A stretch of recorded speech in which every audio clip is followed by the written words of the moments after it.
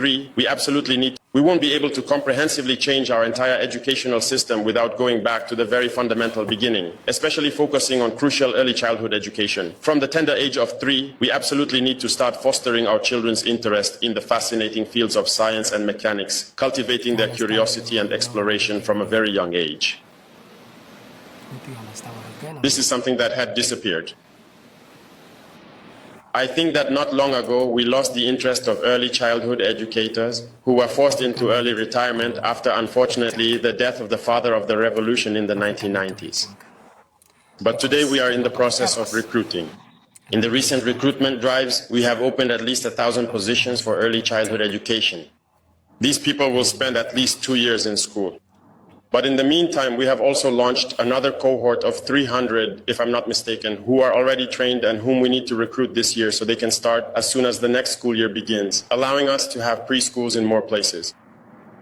But we also need to equip these preschools so that children can learn to unleash their creative potential from the very beginning. If we miss this foundation, we miss everything.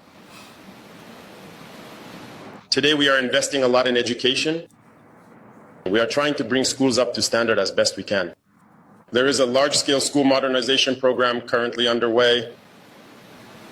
We can no longer accept that you go to school and spend your time balancing chemical equations without ever actually going into a laboratory to perform the chemical reaction itself. We are working towards that. To those of you who did technical baccalaureates, I congratulate you. But you shouldn't just be drawing gears on paper without being able to have your machines, your lathes, and actually manufacture the gears. We must produce, and we have to produce. We cannot remain eternal consumers. So the transformation of the school has begun. The initiative has been launched. Of course, we need to build facilities up to standard, but also to construct many laboratories in our schools.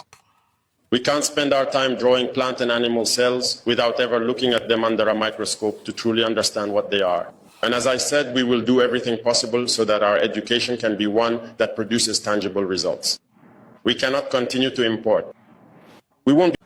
Do you know now that every Akabulan nation will only succeed whenever we stop running to our master? Anytime we stop packing whatever we have in this Akabulan nation to oversee, anytime we stop stealing the money in Akabulan nation and bank it in oversee, that is only when our masters will start respecting every Akabulan nation.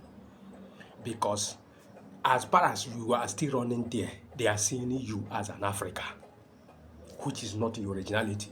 You are like Akabulan. They see you like a dwarf nation. There's no giant in Africa.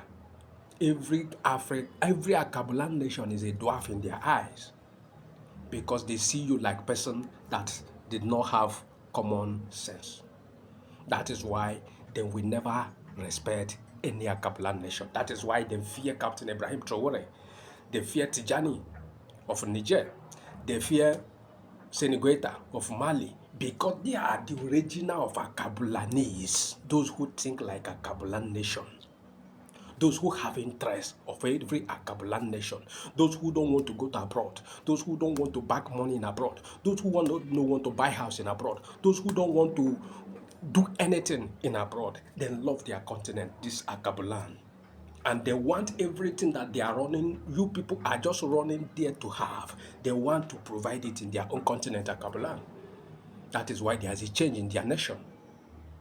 It is time we stop thinking like Africa and start thinking like a Akabulan citizen, because that is our originality. Don't forget to touch the share button.